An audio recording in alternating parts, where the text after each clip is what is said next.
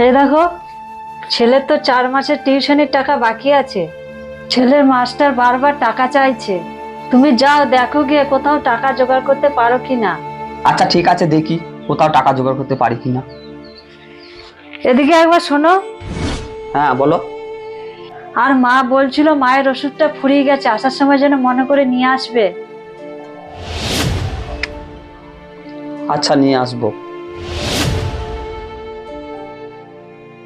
এত চেষ্টা করলাম, তাও তো কোনো কিছু ব্যবস্থা করতে পারলাম না।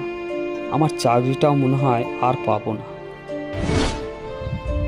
বাবু, কৃষ্ণ নামে কিছু দেবে? আচ্ছা আমাকে একটা কথা বলুন তো, আমি সকাল থেকে দেখে যাচ্ছি সবাই কাঁধে একটা করে ঝোলা নিয়ে কৃষ্ণের নামে টাকা তুলে যাচ্ছে।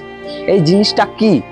আপনারা এই জিনিস ছাড়া আর কিছু পান না যে কৃষ্ণের নামে টাকা তুলে যাচ্ছেন?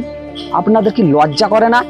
তুমি ঠিকই বলেছো বাবা, এরকম অনেকেই আছে যারা মিথ্যা কথা বলে টাকা নেয়, কিন্তু আসল কথা কি বলো তো বাবা? যারা সত্যি কথা বলে টাকা তোলে তারাই লোকের কাছে কথা শোনে। তোমাকে দেখে মনে হচ্ছে তুমি খুব টেনশনে আছো। শেষ পর্যন্ত আমিও চাকরিটা পেলাম না।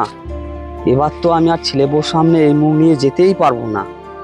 আমার কাছে এখন একটাই রাস্তা আছে, আর শেষ পর্যন্ত মনে হয় ওটাই আমাকে করতে হবে।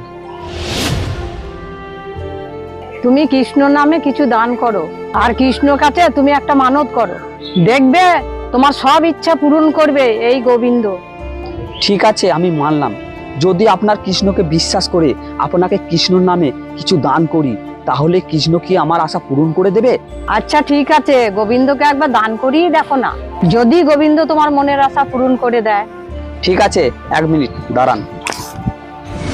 এই যে এই টাকাটা আপনার কৃষ্ণকে দিচ্ছি, যদি আপনার কৃষ্ণ সত্যিই থেকে থাকে তাহলে আমার মনের আশা পূর্ণ করে দেখাক।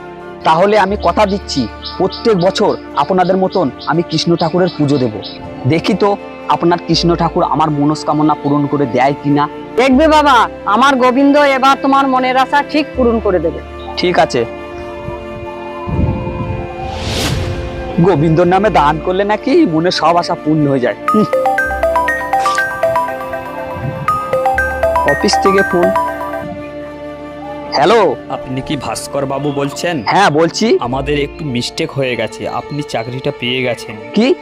আমার চাকরিটা কনফার্ম? কাল থেকে আপনার অফিসে জয়েনিং, ঠিক আছে? আচ্ছা ঠিক আছে। হ্যাঁ হ্যাঁ অবশ্যই অবশ্যই আমি কাল থেকে আসবো। এটা কি সত্যি না স্বপ্ন? আমি কিছুক্ষণ আগেই গোবিন্দকে দান করলাম, আর গোবিন্দ আমার কথা